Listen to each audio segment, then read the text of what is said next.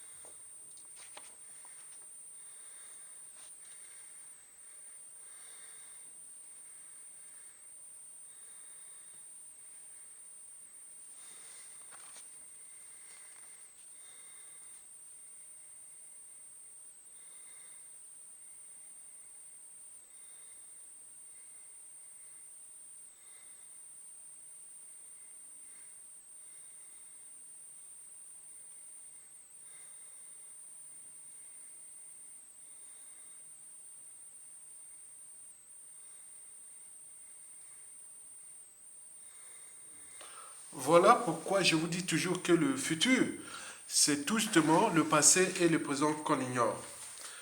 Mes chers nouveaux abonnés, mes chers abonnés, mesdames, messieurs, peuple congolais, chers membres de la diaspora, je vous informe que l'enjeu de cette vidéo est triple.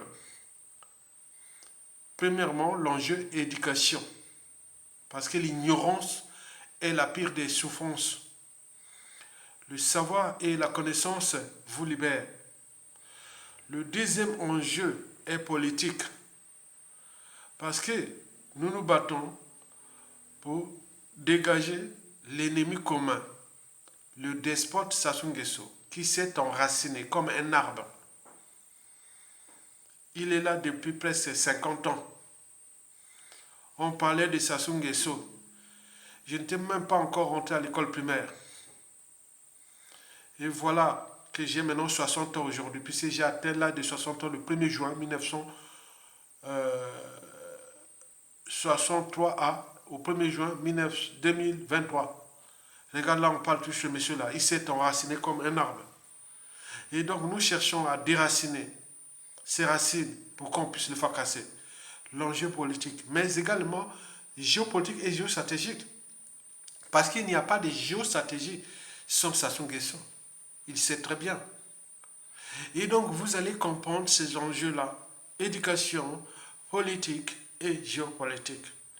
Parce que vous êtes vous êtes des individus, vous êtes des citoyens, à la différence des sujets indigènes et ou esclaves, où l'intelligence ou le savoir, il n'en veut pas. Il veut rester dans l'ignorance. Mais nous invitons les Congolais de la diaspora, du pays, d'écouter ces pensées-là, parce que nous sommes au cœur de la révolution intellectuelle à l'échelle du Congo-Brazzaville. Parce qu'avant chaque changement majeur, précède toujours la révolution des idées. Et comme cela s'est passé historiquement depuis la nuit des temps. Donc vous allez avoir des notions beaucoup scientifiques, certes, ça permet quand même de situer dans l'espace et le temps la problématique déjà humaine, interraciale, des sociétés et des civilisations, et beaucoup de choses comme ça. On ne peut pas le faire pour une vidéo de moins d'une heure. Donc je vais vous donner quelques informations stratégiques pour que vous puissiez nourrir les débats individuellement et collectivement. C'est du vrai, c'est du lourd, c'est de la stratégie. Mesdames, Messieurs, peuple congolais, chers membres de la diaspora, chers nouveaux abonnés, chers abonnés, likez, partagez et soutenez la résistance. C'est que je vais ici parler de ce qu'on appelle la macro-politique. On parle de macro-politique. C'est exactement comme la macroéconomie, connue des économistes, des financiers. La macroéconomie. Elle tient compte des indicateurs. J'en ai sélectionné ici 10 indicateurs que vous devez en tenir compte quand on parle de la macroéconomie. Et la macropolitique, c'est pareil. La macroéconomie commence par, pour la comprendre, il faut aller voir du côté des indicateurs macroéconomiques. Le premier indicateur, c'est la balance commerciale. C'est import-export.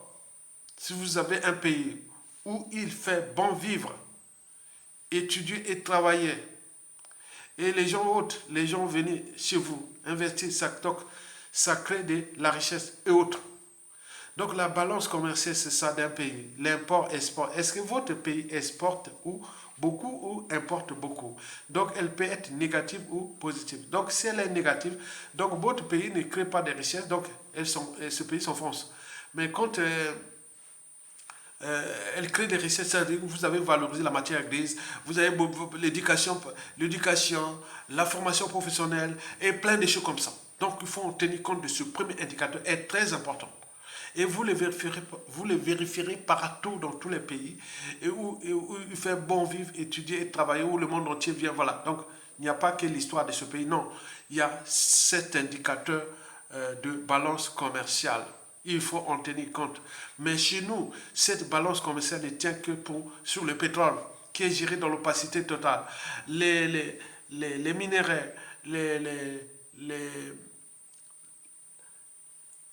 le bois et tout compagnie, les richesses là qui étaient avant l'arrivée des Sassou Nguesso figuraient parmi les ressources de notre pays. Maintenant, ils sont classés, on ne voit même pas, c'est dans l'opacité totale. Et donc, Sassou Nguesso ne fait qu'à sa tête, parce qu'on a laissé faire. Et donc, cet indicateur-là de balance commerciale chez nous, c'est le pétrole. Or, on déclare.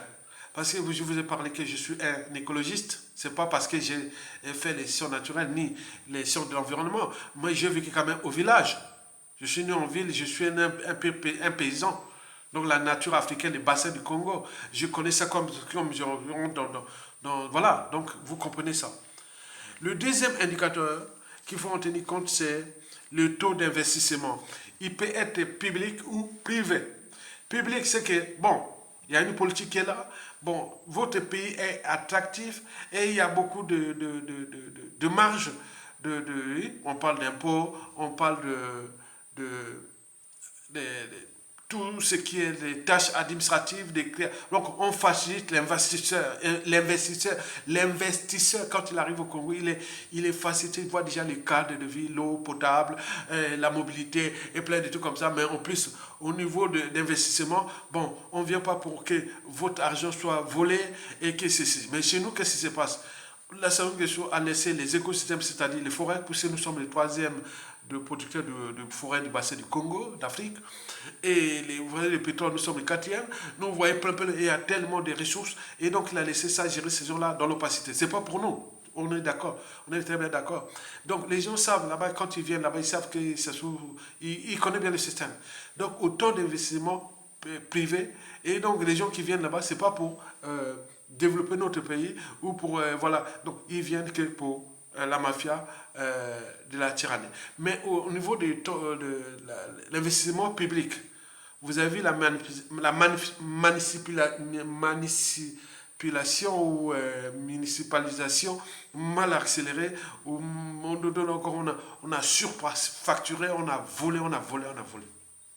Et donc, on va nous laisser une dette. Donc, la dette, c'était à nous. Et l'investissement, c'est pour eux, les biens mal acquis, les paradis fiscaux, les passe-droits, les mallettes et valises africaines, et la diplomatie par la corruption, et tout compagnie. Donc, on va nous laisser une dette.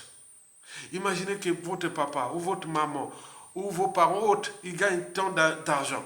Mais l'argent ne sert pas à votre éducation, ni à votre vie et autres. Mais l'argent là va pour autre chose. Maintenant, au côté, on vous laisse avec une dette. Vous imaginez, c'est ce que Sassou Nguesso fait. Donc cet indicateur-là est très important, le taux d'investissement public ou privé. Donc c'est un pays et qui aujourd'hui il n'y a pas d'investissement, ce qui passe dans l'opacité totale. Déjà, la balance commerciale est négative. Puis le taux d'investissement aussi négatif. Donc c'est déjà un pays qui n'est pas en récession, mais c'est un pays qui est en régression. On est bien, on parle de taux de croissance. Ça tient compte de ces indicateurs. Le troisième indicateur, c'est le taux de consommation. Là, ça tient compte du pouvoir d'achat. Mais ce taux de consommation est la conséquence des deux premiers indicateurs. Quand il y a la mobilité, il y a du dynamisme, il y a ça.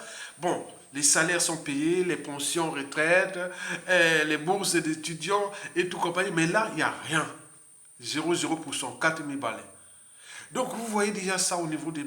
On est dans l'économie. Et donc là, L'économie, on ne peut pas faire du social sans économie.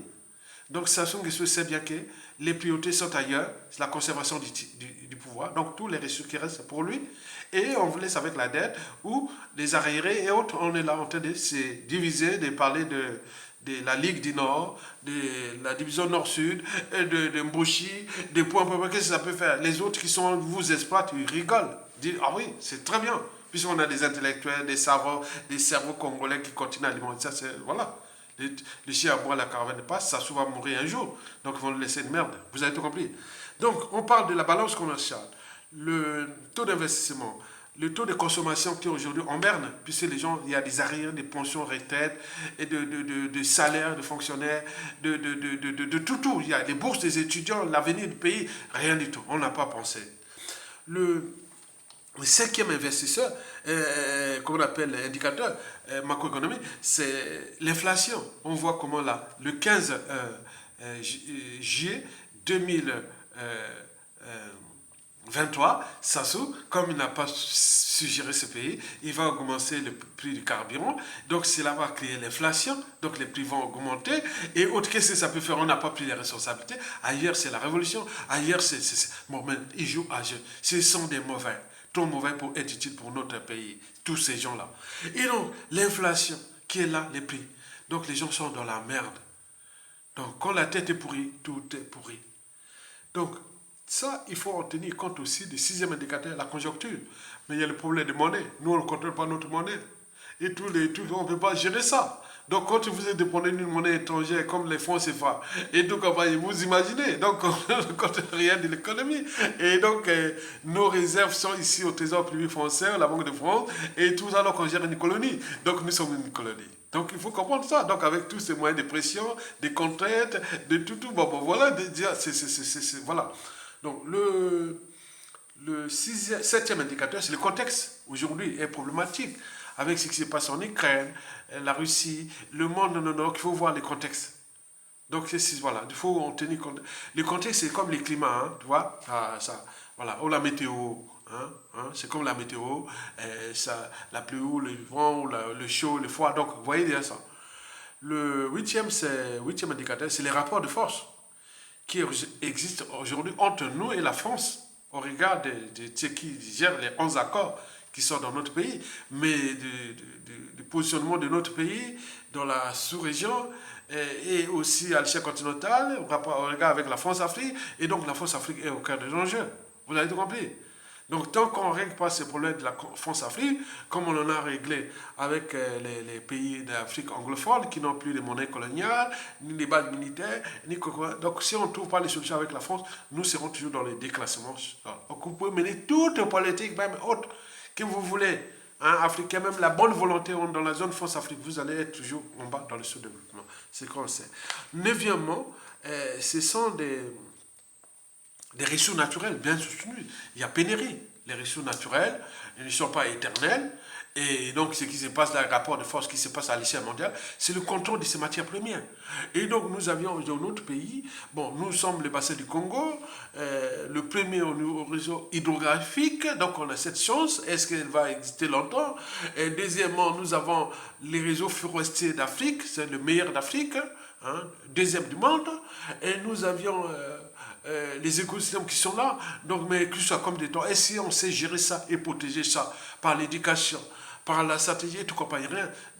Toutes les compagnies occidentales, européennes, mais françaises gèrent nos écosystèmes. Ce n'est plus à nous. Quand on va au Congo, c'est comme dans une machine à laver. On ne contrôle plus rien. On a fait les sommets sur le bassin du Congo. Quand je vois ça, on n'a pas les outils d'aide à la décision comme les centres de recherche et développement. On n'a pas. Donc il n'y a pas. Donc c'est les autres qui gèrent. Mago qui est là, la France, l'Afrique. Bon, vous imaginez ça. Donc pénurie, donc on gère, c'est nous. Il y a pression soit ailleurs. On nous donne, écoutez, pour ceci, on vous donne des aides et des ceci pour des moyens de pression. Quand vous voulez vous rébeller, on dit on coupe les aides là. Mais attends, c'est pas possible. On ne veut pas de ces aides là. Nous voulons gérer nos écosystèmes nous-mêmes avec l'éducation, la formation, les centres de recherche et développement, les universités et tout comme. Non, on est en rapport de force. Et donc, vous devez tenir compte de ça. Donc, vous comprenez comment fonctionne ce monde-là, vous comprenez que tant que vous ne prenez pas votre responsabilité, et comme on dit, étoile, etc., pour avoir ces rapports de force-là, vous êtes foutus. Le 10e et le dernier indicateur macroéconomique, c'est la guerre. La guerre est là. La guerre, c'est l'ADN occidental. Partout, vous faites la guerre, les terroristes, pour que vous, voilà, pour contrôler, voilà. Donc, dès que vous êtes dans ce monde-là, vous êtes président d'un pays, d'Afrique ou du tiers-monde, vous devez en tenir compte de cet indicateur de la guerre. Ou à défaut, on vous amène le terrorisme, comme disait le ministre de l'économie et des finances de la France sous le président François Hollande, on l'appelait Michel Sapin. Il a dit, si vous quittez le franc CFA, vous aurez du terrorisme. Et ce jour-là, en 2016, vous vous souvenez, lors de la réunion des ministres de l'économie et des finances de la zone CEMAC d'Afrique centrale, si vous quittez le franc CFA, vous aurez du terrorisme. C'est quoi? Des chantages, des menaces. Donc, vous devez rester là. Donc, mais comment? Donc, c'est ça. On est dans les statu quo. Mais le monde bouge. Il peut arriver des situations où, je vous ai dit que si la France ne prend pas conscience de ma réformisation de la pensée de M. Césaire, qui disait que le malheur de l'Afrique est d'avoir rencontré la France. Au lieu de parler de l'Afrique francophone, il parlait de l'Afrique, bon, à l'époque, voilà. Mais j'avais alors reformulé sa pensée, que le malheur à venir de la France, c'est d'avoir entretenu la France-Afrique. Parce que le monde, le centre du monde, l'épicentre du monde, et tout compagnie, n'est plus dans la France-Afrique, ni dans l'Occident et autres, ça se déplace. Et donc, vous imaginez, mesdames, messieurs, peuple congolais, donc on peut tout à fait interpréter ces données ou ces indicateurs macroéconomiques au niveau aussi, comment on appelle ça, au niveau de la macro-politique. Vous savez que la macro-politique, c'est comme la macroéconomie que je vous ai parlé. Rentrons un peu dans l'histoire de l'humanité, de la société, de la civilisation, l'histoire de la vie et de la création. Je vais vous faire un petit tour pour donner aussi des informations scientifiques. Parce que je ne peux pas, je suis un vulgarisateur scientifique. Hein, donc je ne peux pas, c'est tout plus fort que moi. Donc remarquez que la Terre existe depuis 4,6 milliards d'années. La création de la vie, il y a 3,8 milliards d'années. C'est-à-dire la Terre qui est là, c'est 4,6 milliards d'années. 1 milliard d'années après, apparut la vie. Et durant cette période-là, je vais me positionner sur les 800 dernières millions d'années. C'est-à-dire de l'ère qu'on appelle l'ère le précambrien. Il y a 800 millions d'années à peu près. 800 millions d'années. Et après, bon, on arrive le cambrien. Il faut retenir ça parce que depuis le cambrien, ou le précambrien d'abord, le cambrien, il y a 800 millions d'années avant Jésus-Christ. Voilà. OK. Depuis cette période-là, il y a eu des périodes de réchauffement climatique et de refroidissement, c'est-à-dire des périodes de réchauffement et de glaciation. Période, comme disons, période inter-réchauffement, réchauffement. Après, on arrive à la période interglaciale, glaciaire, glaciation, etc. C'est comme ça. Depuis presque déjà plus de 800 millions d'années. Vous imaginez. Donc, il y a eu extinction, des périodes d'extinction des espèces et de création des espèces. À chaque fois que l'espèce atteint le gigantisme, il disparaît. On a eu des mammouths, aujourd'hui ce sont des éléphants. Et disons, les baleines et tout compagnie. Voilà déjà ça. Donc retenez bien l'histoire de cette humanité point de vue climatologique. Donc, il y a eu des périodes de réchauffement et de glaciation. Entre les deux, il y a eu des périodes interréchauffement et interglacial. OK? Puis, extinction, extinction. Donc, allons maintenant voir des ères géologiques. Et donc, là, nous allons partir de l'ère primaire. Il y a plus de 600 millions d'années. Et donc là, nous allons commencer par qu'on appelle le Silurien, le Dévonien, le Carbonifère, le Permien, toutes ces périodes-là. Quand on parle du Carbonifère, tous les bassins houillers, on parle beaucoup du charbon. C'est cette période-là, de l'ère primaire, il y a 600 millions d'années.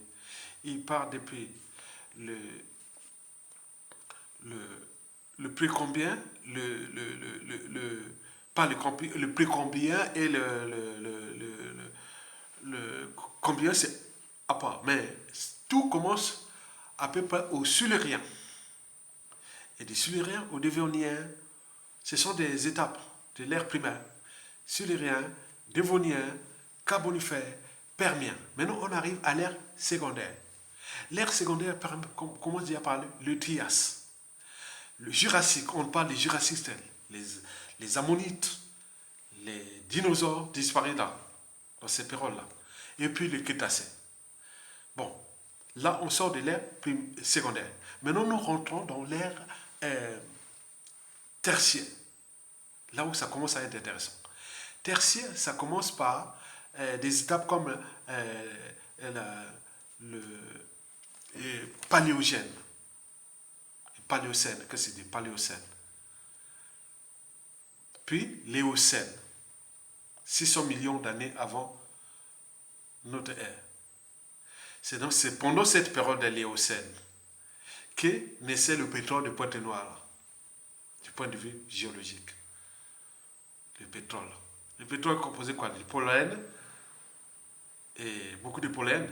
Donc ça veut dire que les angiospermes étaient déjà parmi nous. Donc l'histoire de la création des angiospermes date déjà. Bon, les conifères sont les premiers à arriver, mais les angiospermes donc se développent tout au long de l'ère secondaire. Et donc on arrive là quand même au niveau de l'éocène. Donc la création du pétrole de Pointe-Noire là, les pétroles là qu'on étudie, les pétroles quoi? Aromatique ou alicidique, voilà. Donc, vous comprenez ces quantités de pétrole autour du golfe de Guinée. C'est de l'ère éocène. Allez voir votre, voilà. Donc, ok. Donc, on parle de l'ère tertiaire, part de 60 millions d'années avant Jésus-Christ jusqu'à à peu près 10 millions d'années avant Jésus-Christ. Donc, cette période-là qui arrive, même la création de l'homme. C'est l'homme apparaît pendant le tertiaire. Et donc, nous avions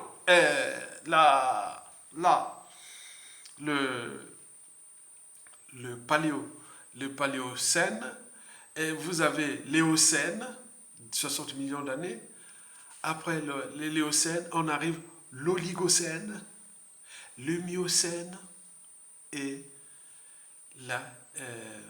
le pléistocène. Voilà. Donc, puis, on arrive à l'ère quaternelle. Il y a 500 000 ans avant Jésus-Christ. Et donc, depuis 500 000 ans, nous rentrons dans la civilisation. Nous rentrons dans la civilisation.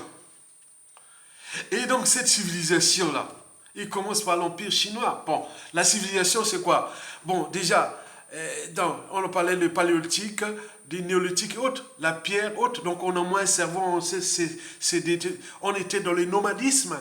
Après, on arrive dans la sédentarisation. Donc, on arrive là, il y a un point d'eau, il y a de quoi cultiver, il y a des... Donc, on commence à se sédentariser. Et là, donc, on commence à construire des tribus. Et donc, tout ça commence là. C'est l'ère paléolithique, puis au néolithique. Surtout la découverte du feu, l'agriculture et tout compagnie. La construction des villages et puis des villes qui continuent jusqu'à là.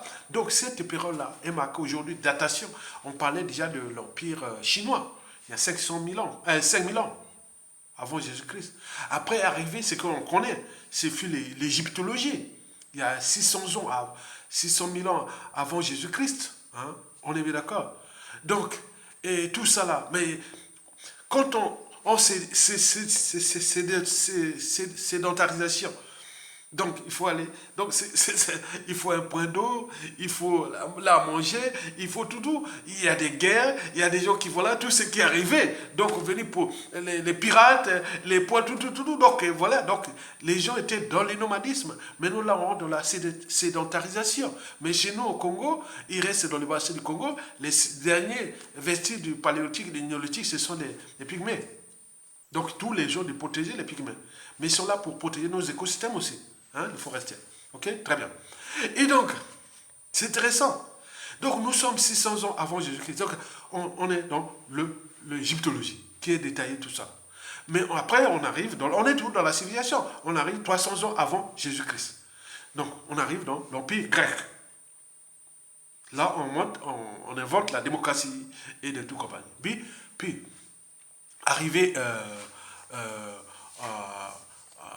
à Jésus-Christ, c'est là arrive l'Empire romain. La citoyenneté chez les Grecs n'était pas par le sang ni par le sol, non. C'était la citoyenneté qui naît. Grec n'a pas besoin, si tu as un mélange autre, non. Tu ne dois pas être grec. Tu ne dois pas être grec. Si tu étais papa italien, maman grecque, non, tu restes. Donc, c'est faux, et voilà. Donc, comprenez ça. Donc, la citoyenneté n'était pas par le sang, ni par le temps. Mais c'est les Romains, ce sont les Romains, c'est-à-dire les Italiens actuels, qui avaient créé la citoyenneté par le sang et par ceci. Si vous venez défendre un pays et que vous êtes là, la naturalisation et tout ça, ce sont les Romains. Ça a duré entre le 1er siècle et jusqu'au 5e siècle après Jésus-Christ. Donc, vous avez vu, au 7e siècle, il y a eu l'arrivée de l'islam, Mahomet, hein, on connaît bien. Donc, le Mahomet arrive, là, on est dans l'Antiquité, après le Moyen-Âge, l'Antiquité date du 5e siècle après Jésus-Christ jusqu'au au 9e siècle, après le Moyen-Âge européen ici, caractérisé par la sorcellerie, l'Inquisition, l'absence de démocratie, et tout. Donc, du 9e siècle jusqu'au 13e siècle, au 14e siècle, jusqu'avant la découverte des Amériques, c'est-à-dire au 15e siècle. Donc, le 15e siècle, c'est là où on rentre dans la Renaissance. La Renaissance ici, parce que pour l'Europe, c'est là que l'Occident va dominer le monde, dès la découverte des Amériques. C'est là que, voilà, le futur, c'est justement le passé et le présent qu'on y a. Donc, nous avions des puissances qui ont commencé à émerger et autres. Donc, historiquement, dès on commence le Moyen-Âge, le Moyen-Âge, bon, il y avait les Byzantins, les Empires ottomans, les Arabes qui dominaient, hein, jusqu'à aussi, en France, ici, c'est sur le 15e siècle, puisque Charles Martel arrête les Arabes à Poitiers. Et donc, il y a eu beaucoup de ça. Donc, les Arabes dominaient, commençaient à pénétrer l'Europe, à dominer l'Europe jusqu'au 15e siècle. Mais nous, on était déjà le Sahel, et on a connu tout ce qui s'est passé. Islaloum en Algérie, on le sait. Vous connaissez ça. Et donc, cette histoire-là, vous devez comprendre l'histoire de votre nation, de votre continent et du monde. Donc, nous, on arrive là au 15e siècle, c'est là où ils vont se battre entre eux pour le partage du magot déjà, de l'Afrique qu'ils l'ont découvert, de l'Amérique et autres, l'esclavage et autres. C'est la grande bataille. Et la France qui vont se battre, et le Portugal et l'Italie. Vous savez que l'Italie a fait la guerre, l'Espagne a fait la guerre contre la France, mais le Portugal pareil, et autres, il y a eu des guerres entre eux ici. Donc vous connaissez ça. L'Italie, l'Espagne, c'était la position qui dominait aussi. Il y a aussi les Pays-Bas, hein, les Irlandais, et tout comme donc ils se sont embrouillés pour les magots de l'Afrique, comment on appelle ça, des Amériques et aussi des Indes. Et donc, vous voyez, cette histoire-là, c'est l'évolution. Rien n'est humain. On est dans la dialectique connue des philosophes. Donc, il n'y a pas de dogme. Donc, vous pouvez battre votre pays peut devenir demain une puissance économique, militaire et autres. Comme cela se passe déjà au Mali aujourd'hui. Demain, si au Mali tient comme ça, vous verrez que dans 30, 40 50 ans, le Mali devient une grande puissance économique et militaire d'Afrique. Ça commence comme ça. Bon, donc, nous sommes là au 15e siècle, découverte de l'Amérique. On commence le premier esclavage. L'esclavage commence pour nous, Africains, c'est les premiers Noirs qui arrivaient sur les côtes des Amériques, c'est vers 1610. Les premiers Noirs venus des côtes d'Afrique de l'Ouest, surtout, arrivèrent aux États-Unis en 1610. 1610. C'est ça là, l'Ouest africain qui arrive. Et donc, depuis cette période-là, on connaît. Donc, on était dans la Renaissance ici, qui la Renaissance, puisqu'il commence à, voilà, après le siècle des Lumières, le 18e siècle, et le 19e siècle, bon, pendant cette période-là, qu'est-ce qu'ils ont fait? Bon, entre eux ici, bon, les savoirs, la connaissance commence à monter, parce que la France, c'est la révolution du savoir, de la connaissance au XVIIIe siècle. En même temps, on nous rendait là-bas esclaves et autres. C'est le paradoxe. Nous sommes un pays de droits de l'homme, de civilisation, mais en même temps, nous laissons dans l'esclavage. Et la Grande-Bretagne, la révolution industrielle, puisqu'il a pensé le savoir, la connaissance, voilà, la révolution industrielle. Donc la Grande-Bretagne devenait la première puissance économique et militaire du monde tout au long de la 17e et, voilà, et début 18e siècle. Et la France va supplanter la Grande-Bretagne de toute la fin du 18e siècle tout au long du 19e siècle. Et donc là, surtout avec la révolution industrielle et autres, parce qu'au départ, au départ, c'est d'abord la France, par la révolution des idées, la révolution intellectuelle au XVIIIe siècle. Maintenant, la Grande-Bretagne supplante la France au XIXe siècle. Bon, on arrive là, la Prusse, l'Allemagne actuelle, avec les erreurs de Napoléon III qui avait fait la guerre, voilà, de tout ça, coup d'État et tout ça. Donc, il s'est battu, bon, en 1870, Bismarck gagne contre la France, et donc supplante et convoque la conférence du Congo, hein, conférence du Congo, c'est du chinois, hein, Congo, le roi Congo qu'on appelle aujourd'hui la conférence de Berlin. C'était la conférence de partage de l'Afrique, c'était la conférence du Congo, les Congos. Ils sont les Congos, du Gabon, de notre pays, de la RDC, d'Angola, ils sont fiers, hein, c'était la conférence, mais ça retenait beaucoup de choses. Il faut aller voir du côté de l'embouchure du fleuve Congo, du côté de Banana, et on va vous expliquer cette histoire-là. C'est super, hein, je vous dis sincèrement. Apprenez l'histoire de votre pays. Allez à côté de l'embouchure du fleuve Congo, en terre Congo, c'est les bananas. Donc vous allez, on va vous expliquer cette histoire-là. Allez là-bas, c'est tout, c'est super. Et donc, le 18e et 19e siècle, c'est l'apogée de l'Occident européen, et surtout entre la France, la Grande-Bretagne, ils vont se battre pour ça. Et l'Allemagne, la Prusse va créer les deux guerres mondiales. Première et deuxième guerre mondiale pour le contrôle aussi du partage de l'Afrique et de tout ça. Mais en 1922, la France, tous les traités internationaux étaient contre français, donc il va perdre son rang des traités internationaux. Et donc, il va être remplacé par l'anglais. Donc, jusqu'à aujourd'hui, tous les grands traités internationaux sont en anglais. Mais avant 1922, c'est-à-dire avant la conférence de la Société des Nations, à Versailles ici. Donc là, c'est vraiment que les anglo-saxons, voilà. Donc la montée en puissance des États-Unis, hein, les États-Unis jusqu'au début même pendant la Première Guerre mondiale, l'armée américaine, c'était comme l'armée je sais pas, l'armée des pays africains. Hein. Maintenant, regardez comment. Donc on s'entraîne. Ce que la Russie fait là. La Russie va devenir la première puissance et autres. Ils s'entraînent la guerre d'Ukraine là. Ils s'entraînent. Ils innovent toutes les technologies. Donc ils voient les armes des Occidentaux, ils recherchent là. Donc c'est un processus qui va aller plus loin. Donc il faut en tenir compte de ces évolutions. Que la Russie va rentrer une puissance très agressive militaire et autres. Vous allez comprendre ça, qui va dominer le monde pour se protéger contre l'Occident. Et donc ce qui se dessine là, il faut en tenir compte de ces enjeux-là. Et donc, on apprend, en faisant la guerre, on apprend, voilà, donc vous imaginez. Et donc, nous sommes en 1922. Donc, la France perd son rang mondial. Donc, remplacé par, malgré qu'il a gagné la guerre avec le soutien des Alliés, hein, la France n'a jamais gagné la guerre tout seul. Non, la guerre qu'il a gagnée peut-être les Napoléon en Russie. Bon, mais en dehors de ça, il n'y a plus gagné de guerre. Hein. Ça, c'est la France. Ça, c'est sûr. Et donc, il a gagné qu'avec les Alliés et autres. Bon. Donc, la France, en 1922, et donc on arrive en 1945, c'est qu'on rentre dans le deuxième ordre mondial. Le premier ordre mondial fut celui de 1884 à 85, le partage de l'Afrique, la conférence du Congo, et qui a partagé l'Afrique entre la France, la Grande-Bretagne, le Portugal, l'Espagne, l'Italie et autres. Mais la Russie était là, mais elle n'a pas accepté de... Voilà. Mais elle a défendu même l'Éthiopie en 1830 pour qu'elle devienne... Voilà. Donc, vous comprenez ça. Et donc, en 1945, après la Deuxième Guerre mondiale, nous rentrons dans le deuxième ordre mondial, qu'on appelle le monde de la guerre froide, où il y avait deux superpuissances qui s'affrontaient, les Américains et les Russes, l'Union des républiques soviétiques, socialistes soviétiques. Donc cet ordre mondial a duré jusqu'en 1989 et 91. Et pendant ce temps, pendant cet ordre mondial, c'est l'avènement de la France-Afrique.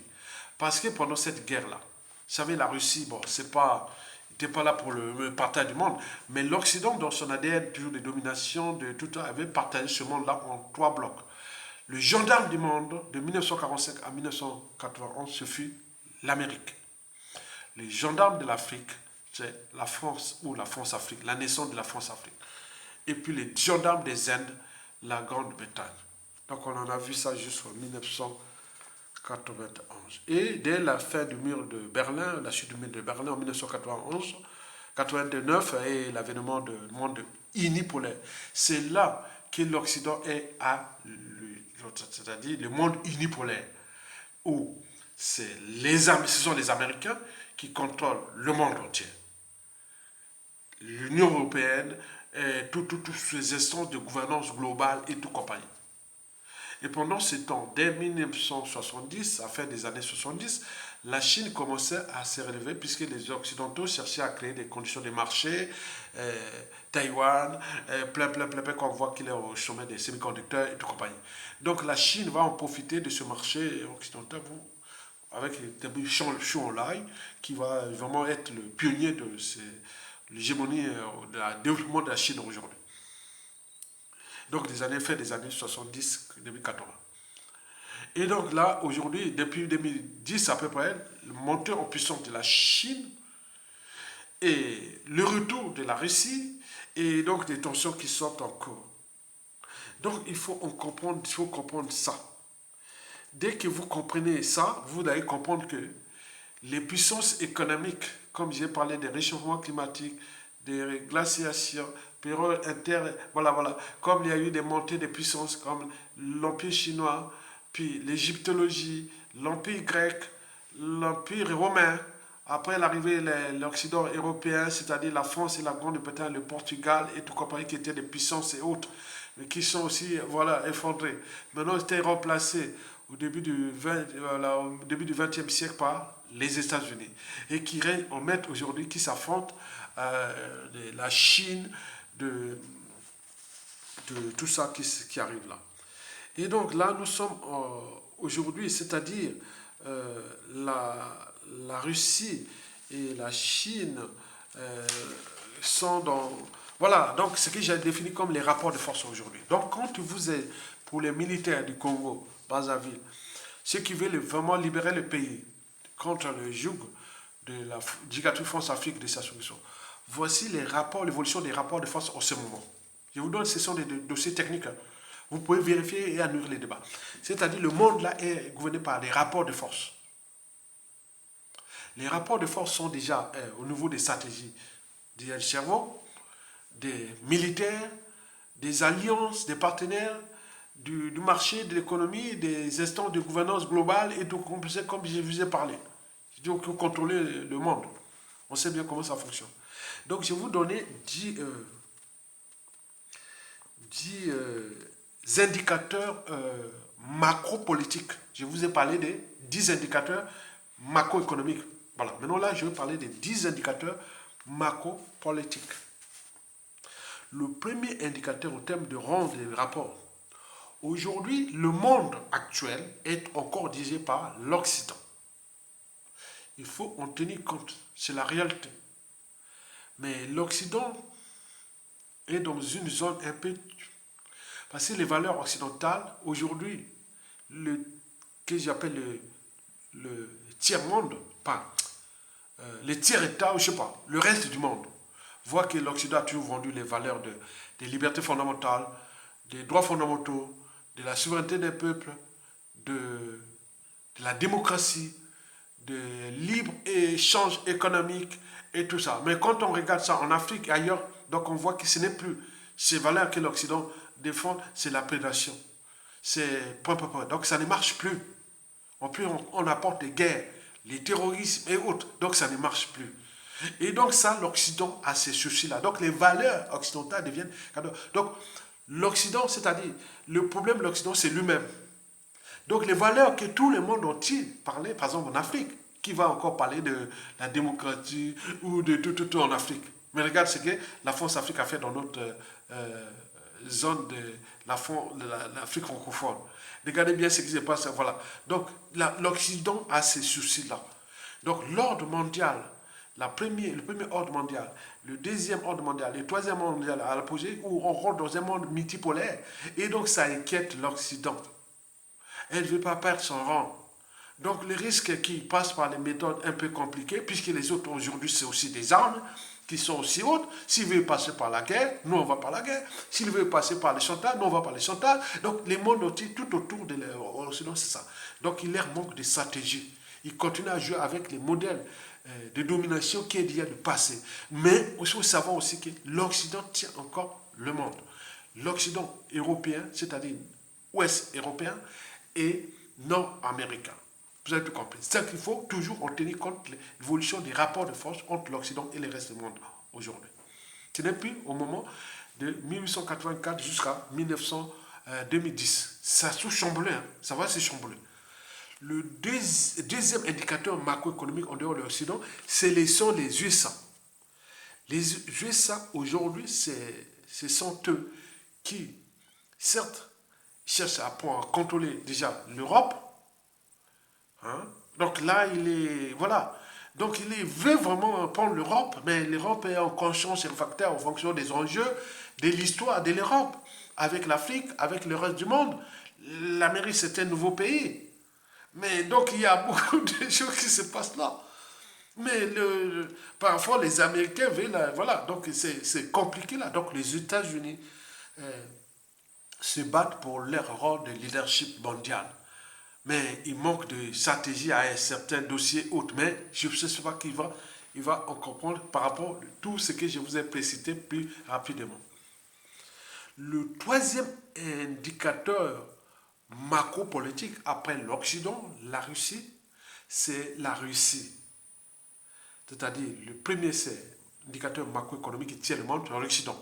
Deuxième, ce sont les Américains qui tirent le ficelle des cédrons occidental et mondial. Troisième, c'est la Russie qui monte. La Russie tient à cause de sa politique aujourd'hui militaire. Donc la guerre en Ukraine, beaucoup de choses, il a tenté de perfectionner des technologies militaires vraiment sophistiquées. Mais il reste quand même les matières premières, mais il tient haute. Donc la Russie va être de plus en plus agressive. Et ça fait peur aux Occidentaux, mais ça encourage. Donc ça attire les pays du tiers-monde comme le reste du monde.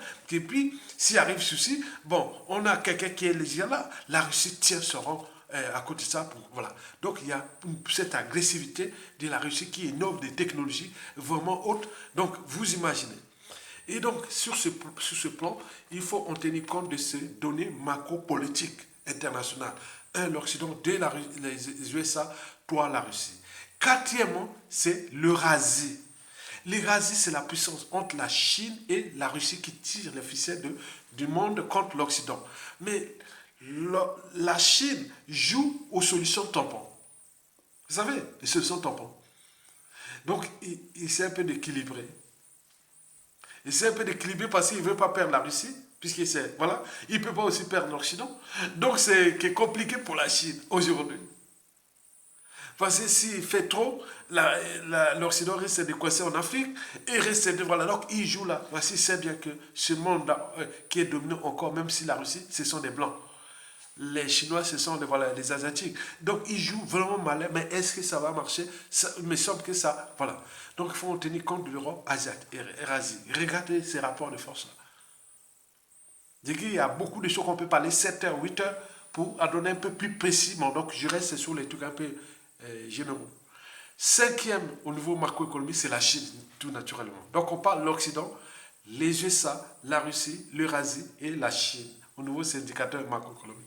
Donc, le profit de la Chine fait peur aussi à la Russie. Mais la Russie a deux atouts, même trois atouts. Le premier atout, ce sont les matières premières. Ah oui. Le deuxième atout, ce sont des blancs. Ils savent bien, ils sont des cerveaux. Ils peuvent développer des choses bien. Il faut maintenant chercher les marchés. Le troisième atout, c'est l'histoire de ce pays. Et qui, depuis ces temps-là, ils ne laisseront pas berner ni par l'Occident, ni par le reste. Ils seront toujours là. C'est ça la puissance. Et sixième indicateur macro politique, c'est l'Union européenne, qui est dans une situation compliquée. Entre la Russie, pour les mouvements d'extrême droite et tout par compagnie, et l'Occident et les USA, et qui, voilà, donc on dit l'Europe devient la vache à lait ou pas, c'est des caniches de l'Occident. Donc il y a beaucoup de choses qui se passent là, surtout avec l'OTAN. Donc il dit que l'OTAN risque de nous envoyer dans un conflit majeur avec la Russie. Et donc il y a des Européens ici qui ne veulent pas se rentrer dans cet affrontement.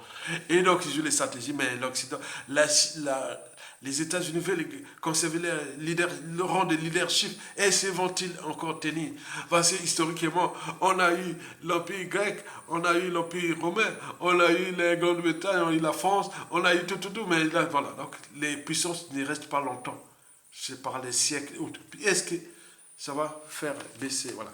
Donc il faut en tenir compte de l'Union européenne qui est dans une situation compliquée. Septième, c'est le BRICS. Donc la communauté là qui couvre le Brésil, la Russie, l'Inde, la Chine et l'Afrique du Sud. Et donc beaucoup de gens veulent se fédérer là parce que c'est une puissance énorme. Donc non seulement qu'ils donnent des matières premières, mais également ils ont aussi les technologies qui se développent. Et donc il y a le marché. Et donc ça inquiète l'Occident. L'Occident, ça a fracasser ça. Mais ça, donc vous aimez continuellement des rapports de force. Huitièmement, c'est ce qu'il faut retenir. C'est, comment on appelle, le club de Shanghai ou d'une union qui couvre de l'Inde jusqu'à la Russie et tout ce côté. Donc tout ce côté bloc de l'Est là. Il y a un club là qui est là aussi intéressant et qui va peser sur l'avenir du monde. Hein? Il faut voir ce club là qu'on appelle le club. C'est pas Shanghai ou autre, je sais pas, comme ça. C'est très important. C'est pour la géopolitique, la macro-politique. Donc, vous ne pouvez pas être président de la République d'un pays, d'un État aujourd'hui. Et voilà, donc il faut mettre les outils là de réflexion, les cellules de réflexion. Ce sont des outils que vous allez réfléchir. Neuvième et avant-dernier indicateur macroéconomique, c'est la France-Afrique. Parce qu'elle tient compte du deuxième ordre mondial. Mais déjà l'histoire de l'esclavage, la colonisation, tout. La France pèse à cause de ce bloc francophone qui joue, qui place la France déjà très influent en Europe et aussi dans le monde. Mais la France risque de perdre l'Afrique francophone. Donc là, elle n'a pas eu de politique avant, mais non, si elle perd l'Afrique francophone, c'est le déclassement européen et aussi, voilà, donc elle joue là. Donc la France-Afrique est là, donc elle nous surveille, elle surveille tout. Donc elle fait ses jeux, est-ce qu'elle va-t-il réussir et voilà. Enfin, le dixième que je vous parle, ce qui est intéressant, c'est la SADC. C'est le truc de l'Afrique australe qui couvre aussi la RDC, puis c'est voilà, l'Angola, tous les pays d'Afrique australe, où le meneur est l'Afrique du Sud. Il faut en tenir compte, ce bloc-là va être très puissant, parce que ce sont des pays qui sont économiquement et tout compagnie fiables, qui peuvent avancer, sauf la RDC qui a. Mais voilà, donc c'est ça qu'il faut suivre aussi, la SADC, qui est en train de jouer beaucoup de choses. Mais ce qui est un peu en déclassement, qui est problématique, c'est le monde arabe. Le monde arabe, en apparence, pèse, mais il y a le conflit israélo-arabe, il y a les pétrole qui va être plus grand-chose, puisque ce sont des pays désertiques, il n'y a pas grand-chose en dehors du pétrole. Peut-être ceux qui ont investi sur l'économie, le secteur tertiaire et tout ça. Mais le monde arabe là-bas, il reste la culture et beaucoup de choses comme ça. Mais au niveau des ressources, ils n'auront plus assez de marques. Peut-être que ceux qui sont dans l'Afrique, comme l'Algérie, l'Égypte et autres, c'est encore, voilà. Mais le monde arabe comme ça, c'est un truc qui va être en déclin parce qu'ils n'auront plus assez de matières premières. Quoique le gaz est encore là, peut encore durer, voilà, mais ce sont des bons gestionnaires. Je pense qu'il y a des marques de main. Mais on ne parle pas, dans ce monde-là, on ne parle pas beaucoup du monde arabe. Alors que ce monde arabe va compter beaucoup pour l'après. L'Union africaine, aujourd'hui, n'est pas l'Union africaine, c'est ces instances des gouvernements qui contrôlent l'Afrique. Mais donc, il y a une autre forme d'organisation africaine qui vont naître entre les pays où les relations bilatérales ou autres qui vont naître parce que l'Union africaine va être dissoute. Il n'y a pas un essai appelé à rien comme les organisations comme la CEDEAO, la CEMAC et tout comme qui ont été créées pour le compte occidental ou la France-Afrique. Mais ceux-là vont être fracassés, ils n'auront plus de marre de demander, donc c'est caduque. Donc, les meilleures organisations, c'est qui va arriver après les régimes qui vont descendre déjà, ces régimes corrompus, pas corrompus, les régimes qui étaient sur le bloc occidental, on comprend bien.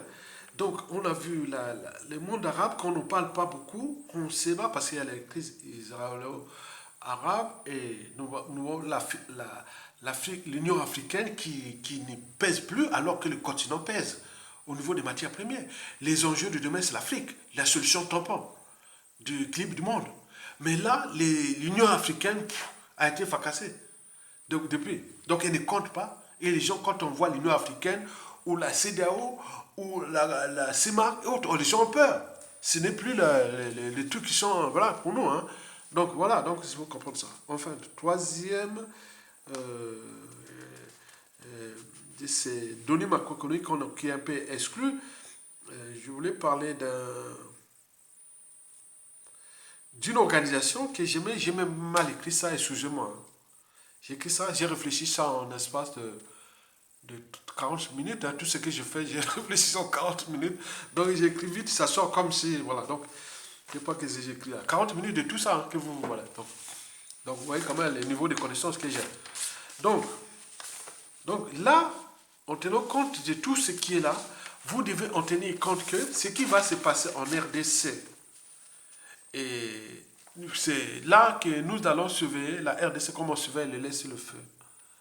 Parce que Félix Tshisekedi a des embrouilles avec ses parents qui l'avaient placé là. Ils ont signé les accords d'Addis Abeba, puis de la compromission à l'Africain.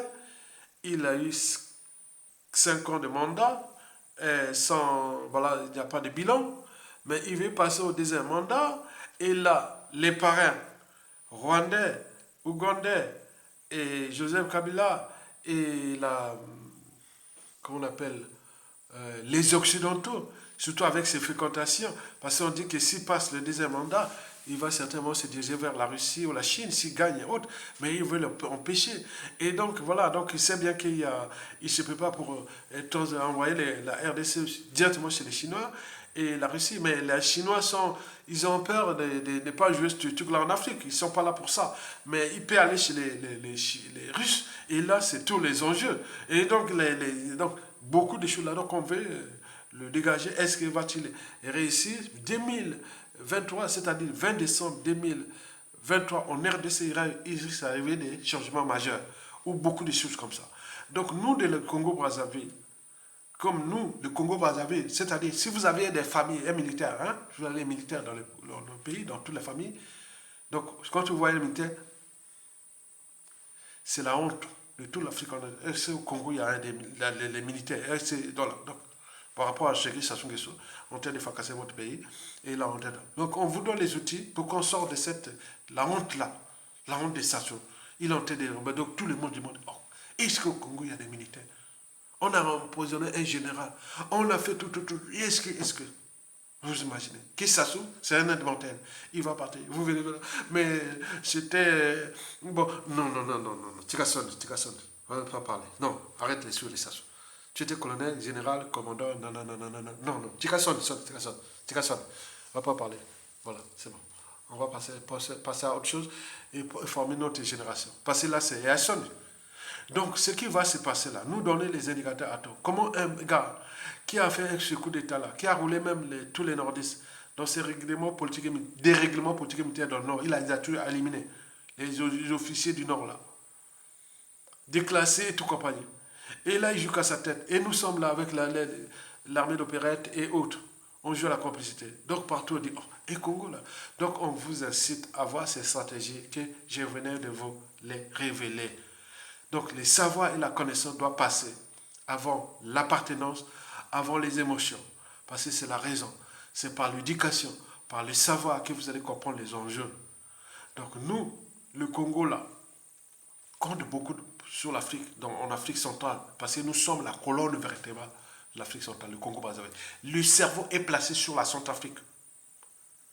Les bras gauche et droit, non, les bras gauche et pieds gauche sont placés du côté de la RDC et de l'Angola, la Zambie.